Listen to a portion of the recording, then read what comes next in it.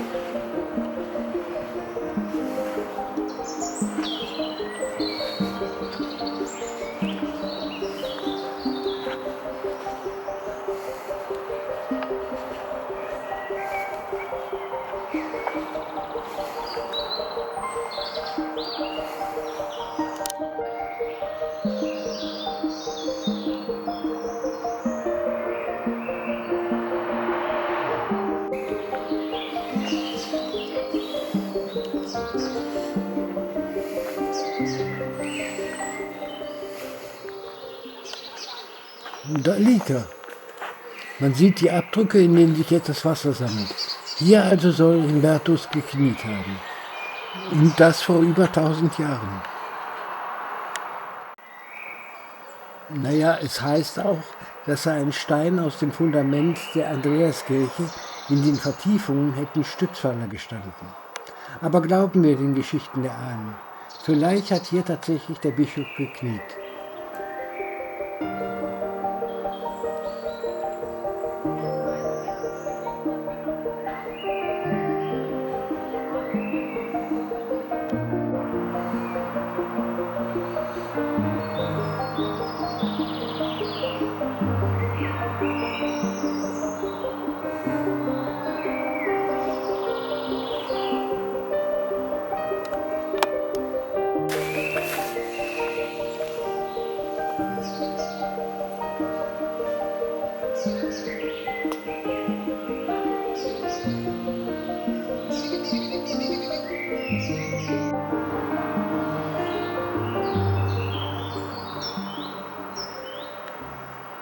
Die Schlacht selber, die Schlacht von Norditi, fand nicht im Norden statt, sondern einige Kilometer die Küste entlang Richtung Norden.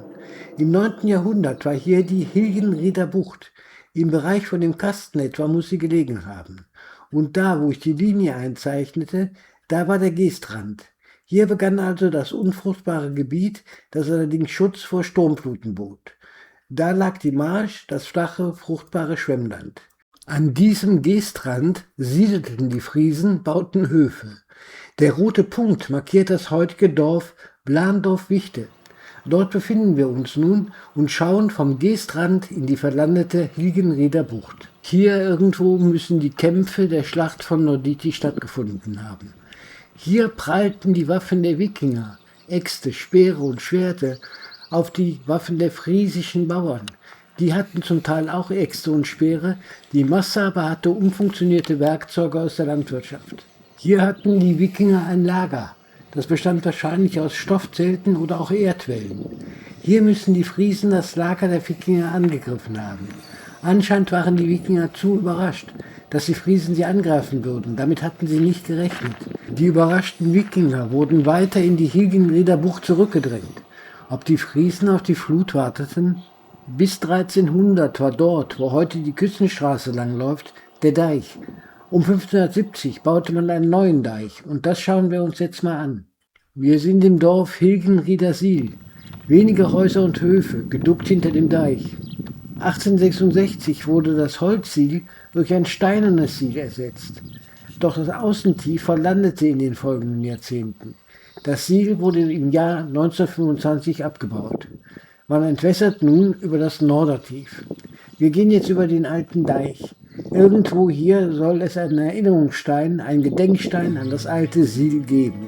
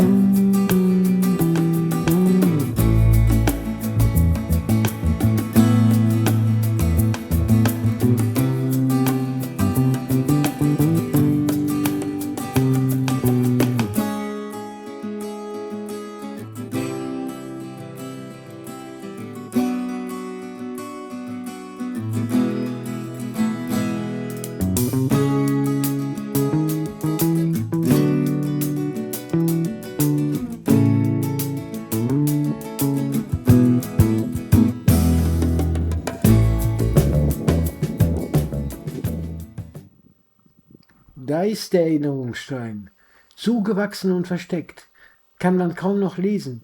Ich versuch's mal. Das Hilgenriedersiel wurde wegen mangelnder Vorflut im Wattenmeer 1925 geschlossen. Den Rest kann ich auch nicht lesen.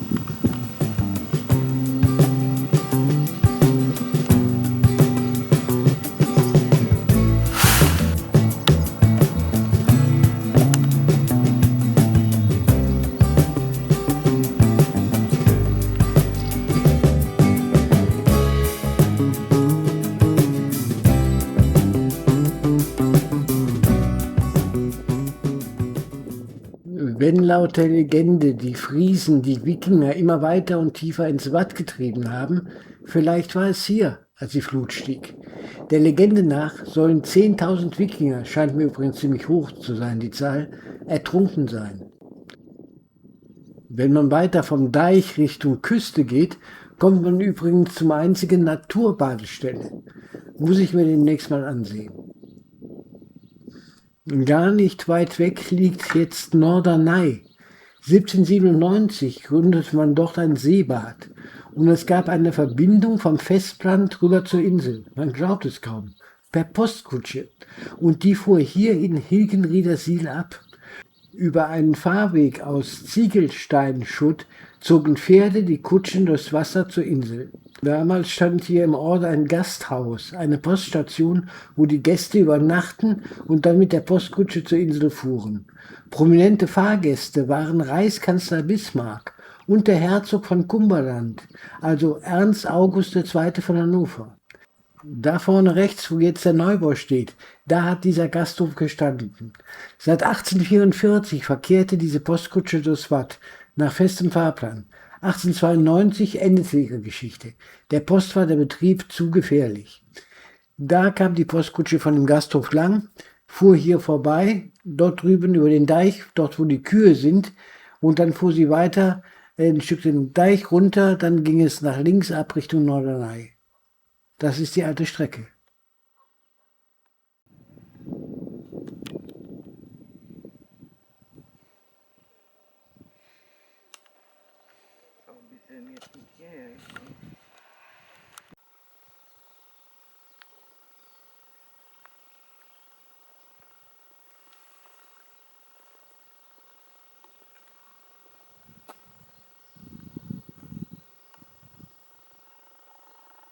Auf der Suche nach den Orten der Wikingerschlacht fahren wir ins Dorf Nesse, eine Warft. Sie liegt an der Landstraße. Bis 1300 verlief hier die Küstenlinie. Gegründet wurde Nesse im 9. Jahrhundert, also zur Zeit der Wikingerschlacht. Normalerweise sind Warften aus Klei und Mist gebaut. Hier in Nesse fehlt der Mist. Es gab also keine Landwirtschaft. Nesse war ein Handelsort, einer mit einem Hafen. Sollte Nesse also 884 bereits bestanden haben, warum sollten die Boote der Wikinger nicht hier in diesem Hafen angelegt haben? Im Ortszentrum von Nesse steht die evangelisch-lutherische St. Marienkirche. Sie stammt aus dem 12. Jahrhundert.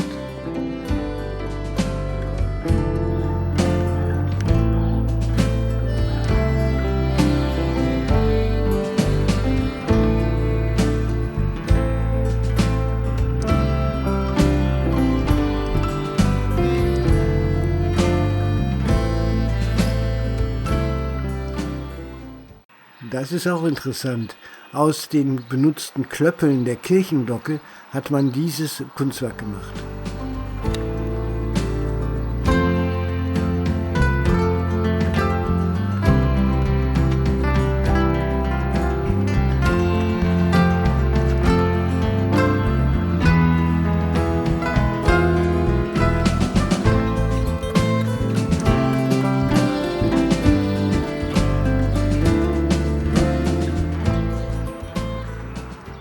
Das ist das ehemalige Pfarrhaus.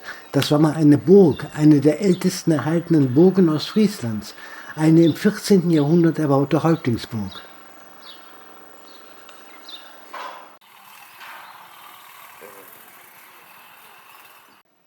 Mit der Kirche, dem ehemaligen Pfarrhaus, dem Organistenhaus, dem Glockenturm und dem Friedhof findet man hier angeblich den am besten erhaltenen Kirchenkomplex in Ostfriesland. Fantastisch.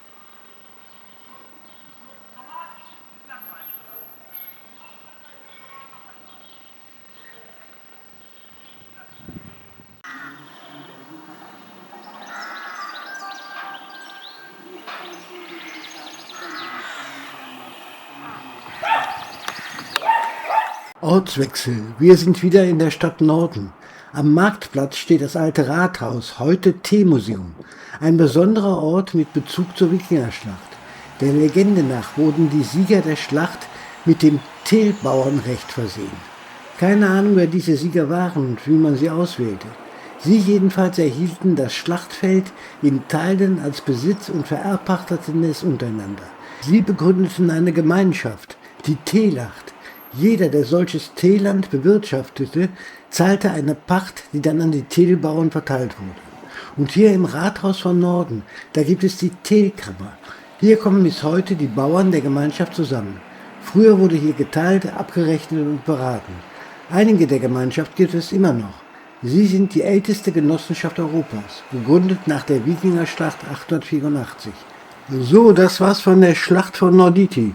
So richtige Spuren haben wir keine gefunden, aber viel Legende, viele Mythen und viele Geschichten. In diesem Sinn, tschüss.